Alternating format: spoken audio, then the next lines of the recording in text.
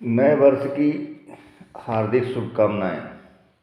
दोस्तों, अगर आप अमीर बनना चाहते हैं तो नए साल के मौके पर इस प्रकार के संकल्प ले सकते हैं।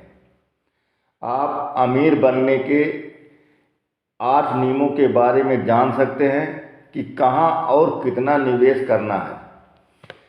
साल का अंत होने वाला है और नए साल का आगाज़ होने जा रहा है। नए साल के मौके पर लोग कई प्रकार के संकल्प लेते हैं। कई बुरी आदतों को छोड़ने का संकल्प लेते हैं तो कई अमीर बनने का।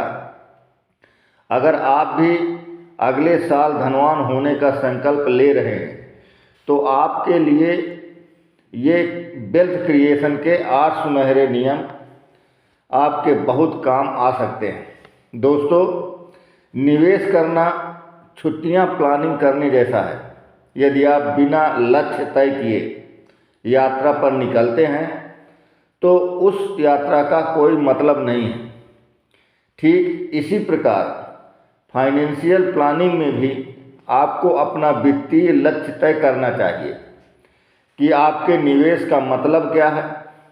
आप अपने मकान, कार खरीदने के लिए निवेश कर रहे हैं या बच्चों की पढ़ाई, शादी या अपने रिटायरमेंट आदि के लिए।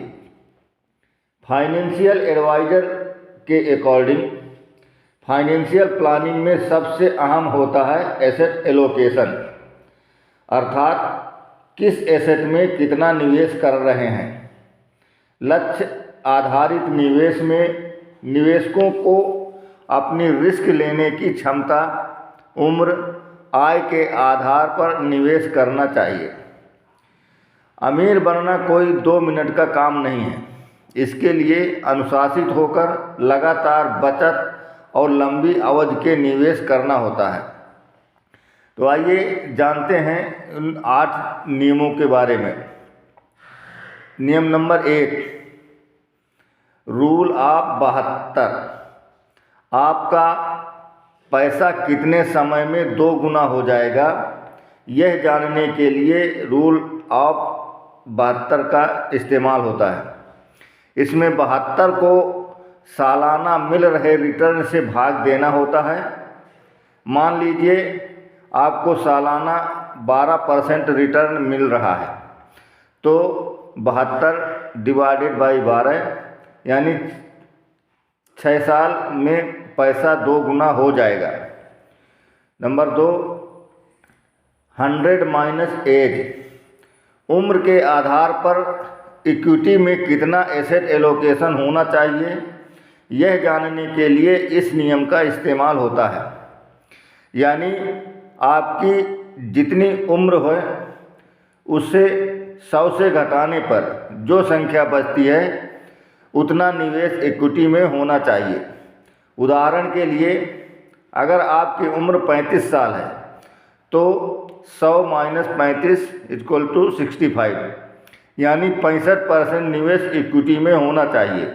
बाकी निवेश डेट और गोल्ड पर करें। Number 3, 50-30-20 rule. इसका इस्तेमाल बजट की प्लानिंग के लिए होता है। इसके मुताबिक आपकी जितनी आय है उसका 50% ज़रूरी चीज़ों पर खर्च करें, 30% खर्च आपके शौक पर करें और आपका 20% हर माह बचत और निवेश करें। Number 4, first week rule. निवेश में अनुशासन लाने के लिए आप 20% महीने के पहले हफ्ते में ही निवेश करें। अक्सर किसी ज़रूरत के आ जाने पर पैसा खत्म हो जाता है और निवेश करना टाल देते हैं। इससे बचने के लिए पहले हफ्ते में ही निवेश करें। Number 5, 40% EMI। किसी भी कीमत में आपकी कुल EMI कुल इनकम का 40% से अधिक नहीं होना चाहिए। जितना कम कर्ज रहे वेल्थ क्रिएशन के लिए उतना ही अच्छा होता है। रूल नंबर 6, 20 गुना टर्म इंश्योरेंस। अपने आश्रितों का भविष्य सुरक्षित रखने के लिए टर्म इंश्योरेंस लेना बहुत ज़रूरी है। टर्म इंश्योरेंस का सम एश्योर्ड सालाना आय का कम से कम 20 गुना होना चाहिए। यदि सालाना आय 10 लाख रुपए है तो 2 करोड़ का टर्म इंश्योरेंस कराएं। नंबर 7, 6 गुना इमरजेंसी फंड। मासिक आय का 6 गुना इमरजेंसी फंड बनाएं ताकि किसी अनहोनी के समय आर्थिक तंगी न हो। अगर आपकी मासिक आय 50,000 रुपये है तो इमरजेंसी फंड में 3 लाख रुपए होने चाहिए। नंबर 8, 25 गुना रिटायरमेंट फंड। अपनी रिटायरमेंट के लिए जितनी जल्दी निवेश शुरू करेंगे, कंपाउंडिंग का उतना अधिक फायदा मिलेगा और मोटा फंड जमा कर पाएंगे। सालाना खर्च का कम से कम 25 गुना रिटायरमेंट फंड होना चाहिए। मान लीजिए आपका सालाना खर्च अभी 6 लाख रुपए है तो रिटायरमेंट कॉर्पस 1,80,000 रुपये होना चाहिए। 1,80,00,000 रुपये। Thank you.